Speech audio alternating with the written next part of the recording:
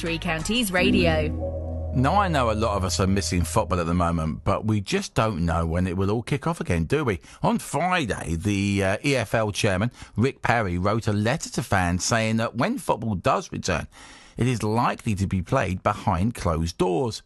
Wycombe Wanderers chairman Rob Couig spoke about this to our reporter Phil Catchpole from his home in New Orleans. I don't understand it, to be very candid. I thought that it was following in form from the Premier League and the Championship League, both of which have substantial television contracts and an ability to have their fans interrelate. You know, I'm as big a supporter of the iFollow community as anybody, but it is not the same. And for us to go and play behind closed doors seems to me to be a mistake. Financially, it makes no sense whatsoever for a club like Wycombe. The integrity of the game, somebody's going to have to persuade me that there is some integrity to the game to pick up after 3 months and then play in front of an empty house when you and I both know that if what you want to talk about is a similarity of experience, would we not be better off playing Oxford at home in front of a crowd to make it a comparable existence to when we played at their place in front of their crowd? Football is a sport in which the crowd plays a huge role in a game. Now, listening to that is Tony Murray, chairman of the Luton Town Supporters Trust. Morning to you, Tony.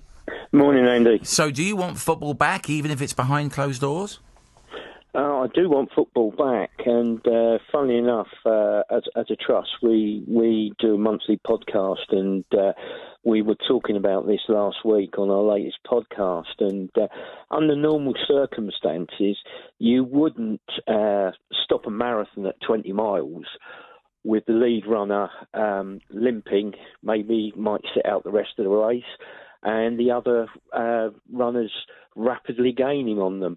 But these are exceptional circumstances at the moment.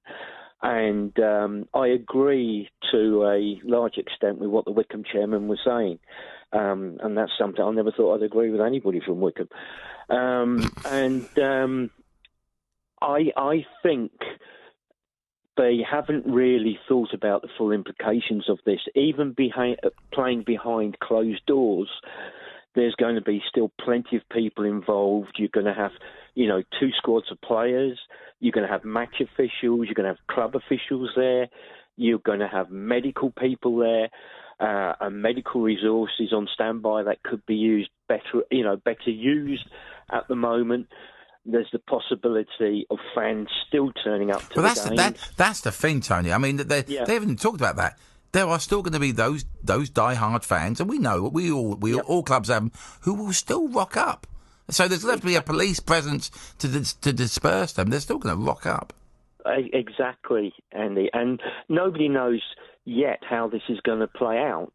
And, I mean, the league football authorities have already put in place 2 dates they hope to start by, which have both gone out the window.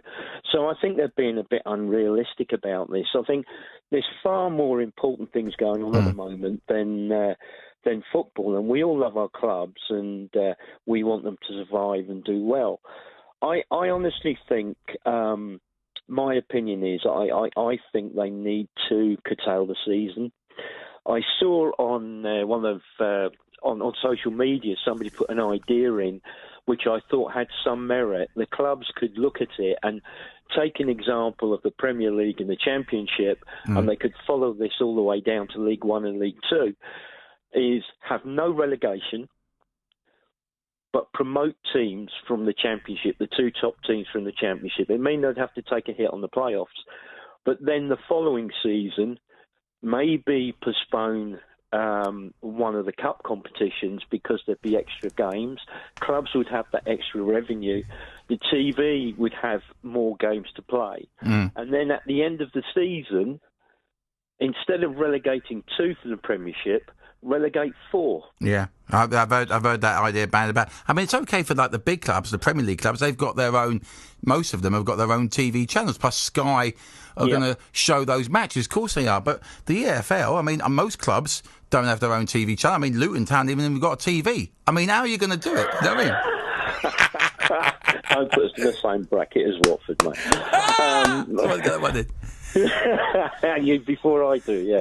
Yeah, exactly. I know that is the problem, and I think what this has shown is just how precarious the whole pack of cards is. Yeah. I think the football authorities have seriously got to look at how the game is structured going forward.